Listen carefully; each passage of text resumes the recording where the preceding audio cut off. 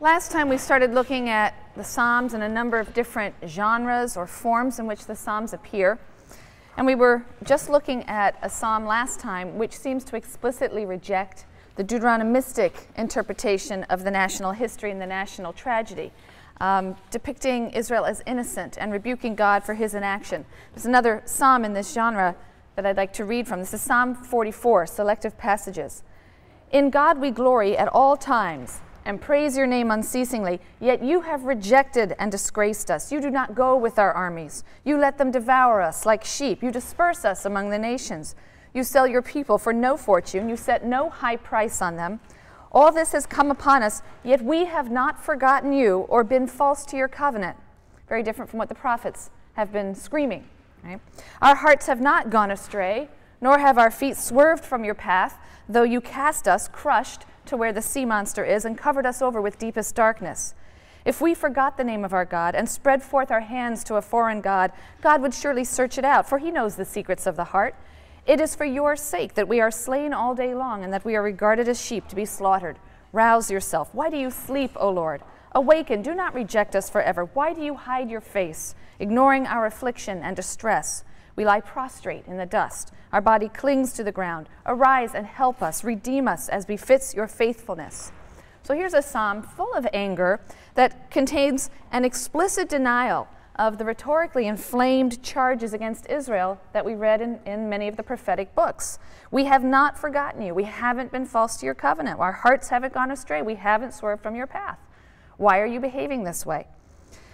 This astonishing protestation of innocence that accuses God of sleeping on the job is reminiscent of Job. In a way, the two conflicting viewpoints that we see running through a lot of this literature. One in which there is suffering, therefore there must be sin. Israel has sinned horribly. And the other, there is inexplicable suffering. We haven't done anything that would deserve this, anything at all. It really is reminiscent of Job. It seems to give us these two perspectives on Job's suffering as an individual. We see that now played out on the level of the nation. One that is asserting, and what we have here is a view that is asserting God's negligence rather than Israel's guilt. But then you can contrast Psalms like 44, the one I've just read, and 74, which I read at the end of the last lecture, with Psalms 78 and 106. These psalms belong to the category of hymns. Some people call this category hymns in celebration of divine action in Israel's history, the sort of historical reviews that praise God for all he has done for Israel. And they toe the Deuteronomistic line in their recapitulation of Israel's history, from the creation, from the Exodus, and on to the conquest of the Promised Land. They stress Israel's utter indebtedness to God. God has patiently endured Israel's constant faithlessness. And so when you juxtapose these two types of psalms, they're just remarkably different. He performed marvels in the sight of their fathers in the land of Egypt, the plain of Zoan. He split the sea and took them through it. He made waters stand like a wall. It continues. He split rocks in the wilderness. So it's a recounting of all the marvelous things that God has done. But they went on sinning against him, defying the Most High in the parched land. To test God was in their mind when they demanded food for themselves. They spoke against God, saying, "Can God spread a feast in the wilderness? True, he struck the rock and waters flowed and streams gushed forth, but can he provide bread? Can he supply his people with meat?" It's interesting that this is in the third person. They did all these terrible, sinful things. The psalm that I just read previously that protests Israel's innocence is in the first person. We have not strayed at all. We've been completely faithful to you. Why are you treating us this way? So God's faithful actions, Israel's faithless responses are featured in the psalm that I just read and also in 106. They toe the Deuteronomistic line, and again we see this clear attempt to explain Israel's tragic end, and here again the tendency is to blame Israel and to justify God at all costs. We move on now to the genre of psalms. Actually, these are sort of two genres that I'm putting together, the genres of blessing and cursing. Obviously, they're rather antithetical. But these are psalms, first of all, psalms of blessing are psalms that invoke God to bless the righteous. It might be the nation Israel, or it might be the righteous within the nation, and to punish or afflict the wicked. And again, that can be enemy nations, or it can be the wicked within Israel and other nations. And sometimes these psalms can be quite shocking in their violence and in their fury. Psalm 137, by the waters of Babylon, very rarely people read all the way to the end of that particular psalm. It's very poignant at the beginning, but at the very end it calls for vengeance on the Babylonians who destroyed Jerusalem. Verses 8 and 9, "Fair Babylon, you predator, a blessing on him who repays you in kind what you have inflicted on us, a blessing on him who seizes your babies and dashes them against the rocks." Psalm 109 contains this very lengthy list of terrible afflictions that the psalmist is asking God to smite his foes with. That was a poorly constructed sentence. That the psalmist is asking God to, I don't want to say bestow, but inflict upon his foe. Verses 8 and 10, "May his days be few. May another take over his position. May his children be orphans, his wife a widow." That's a nice way of saying may he die, right? "May his children wander from their hovels, begging in search of bread. May he be clothed in a curse like a garment. May it enter his body like water, his bones like oil. Let it be like the cloak he wraps around him, like the belt he always wears. May the Lord thus repay my accusers and all those who speak evil against me." So again, it's hardly the simple piety that we often associate with the book of Psalms. The last category I just want to briefly mention is a category of Psalms that have a reflective or meditative tone. These are Psalms of wisdom, Psalms in praise of instruction or Torah, and meditation. They're somewhat proverbial in nature. Many of them will begin with this sort of stock phrase, "Happy is the man who." So we see that in Psalm 128. "Happy are all who fear the Lord, who follow his ways. You shall enjoy the fruit of your labors. You shall be happy and shall prosper. Your wife shall be like a fruitful vine within your house, your sons like olive saplings around your table. So shall the man who fears the Lord be blessed," or reveres the Lord is the sense of fear there. Many Psalms we've seen seem to presuppose worship in the temple, and can even have that antiphonal character, the call and response or call and echo character, but there are three that instead have this theme of meditating upon or delighting in the Torah. That's Psalm 1, Psalm 19, and Psalm 119, conveniently enough. 119 is the longest psalm because it's written in acrostic form. There are different stanzas, a different stanza for each letter of the alphabet, 22 letters, and there are 8 lines in each stanza, all 8 lines beginning with that letter of the alphabet. So it's a very, very long psalm. And the psalm represents Torah as an object of study and devotion. Studying Torah makes one wise and happy. Psalm 19, verses 8 through 11. "The teaching of the Lord is perfect, renewing life. The decrees of the Lord are enduring, making the simple wise. The precepts of the Lord are just, rejoicing the heart.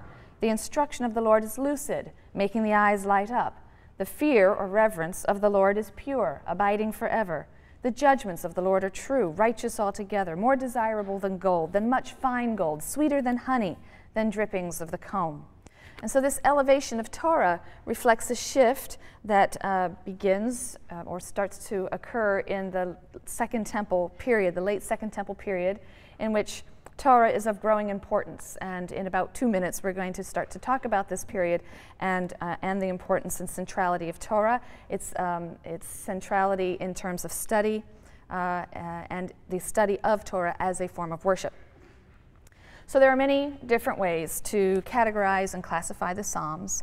Many individual Psalms seem to combine units that belong to different categories. So for example, you have Psalm 22, which opens as a lament. my God, why have you forsaken me?" That's the well-known RSV translation. And then it changes to a hymn of praise. It concludes with this, it goes on into a kind of confident triumph. At least one psalm, Psalm 68, really defies any kind of rigid categorization. So we can't be too strict in trying to impose these forms. They are helpful guides to the interpretation of the Psalms. But again, we can't be too rigid about it. But from the sampling that we've seen, it should be apparent that the Psalms are a microcosm of the religious insights and convictions of ancient Israelites. Perhaps because so many of them lack historical specificity. Some of them are quite historical. Some of them, in fact, recount Israel's history in order to praise God. But many of them, very, very many of them, lack any real historical specificity. And that is probably the reason that the Psalms have become a great source for personal spirituality in Western civilization. Some of them were composed perhaps as many as 3,000 years ago, and yet they can be inspiring or they can feel relevant to contemporary readers. They can provide an opportunity to confess one's failings, or to proclaim good intentions, or to rail against misfortune, or to cry out against injustice, or to request assistance, or to affirm trust in divine providence, or to simply express emotions of praise and joy and wonder at creation, or reflect on human finitude in the face of divine infinitude. I mentioned briefly the centrality of Torah. Actually, no, let me finish talking about Psalms and also move on to another major poetic work. Then we'll come back to talk about the Restoration period. Another poetic book within the anthology of the Hebrew Bible is the little work known as the Song of Songs. And for many people, this is perhaps the most surprising book to be included in the Hebrew canon. It's a beautiful and very erotic love song that celebrates human sexuality and physical passion. The opening line seems to be a late superscription that attributes the book to Solomon. And it seems more likely, however, that these sensuous love lyrics are post-exilic. The attribution to Solomon was probably fueled by the fact that in 1 Kings chapter 4, we read that Solomon, or there's a tradition there that Solomon uttered 3,000 proverbs and 1,005 songs. So it seems natural to attribute this song to Israel's most prolific composer of songs and proverbs, according to tradition. The speaker in the poem alternates. Most often it is a woman. She seems to be addressing her beloved. Sometimes she addresses other women, the daughters of Jerusalem. At times the speaker is a man. But he's not identified as Solomon. Solomon's name is mentioned about 6 times, but Solomon is not said to be one of the speakers, and for the most part, the main speaker is female. There's a pastoral setting for the book. The 2 young lovers express their passion through and amid the beauties of nature. There are frequent references to gardens and vineyards and fruit and flowers and perfumes and doves and flocks of goats and shorn ewes. There are very vivid descriptions of the physical beauty of the lovers. They are described in highly erotic passages. Translations of the Song of Songs vary tremendously, as you might imagine. So I'm going to read one little section from a translation by someone named Walsh, C.E. Walsh, which I think captures the tremendous eroticism in some of the passages of Song of Songs. I slept, but my heart was awake. Listen, my lover is knocking. Open to me, my sister, my love, my dove, my perfect one, for my head is wet with dew. My lover thrust his hand into the hole, and my insides yearned for him. I arose to open to my lover, and my hands dripped with myrrh, my fingers with liquid myrrh upon the handles of the lock. I opened to my lover, but he was gone. These poems are very unique. They give expression to the erotic feelings of a woman. And as I say, translations will vary tremendously. According to Jewish tradition, the ancient rabbis debated over whether or not the Song of Songs should be included in the canon.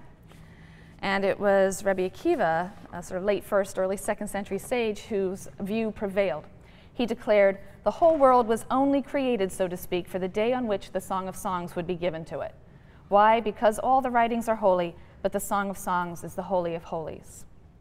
But for some religious authorities over the centuries, the candid descriptions of passionate love proved to be too much. And so the explicit content of the book, which contains no reference to God, by the way. God is not mentioned anywhere in Song of Songs. So it seems to have been a completely secular poem originally.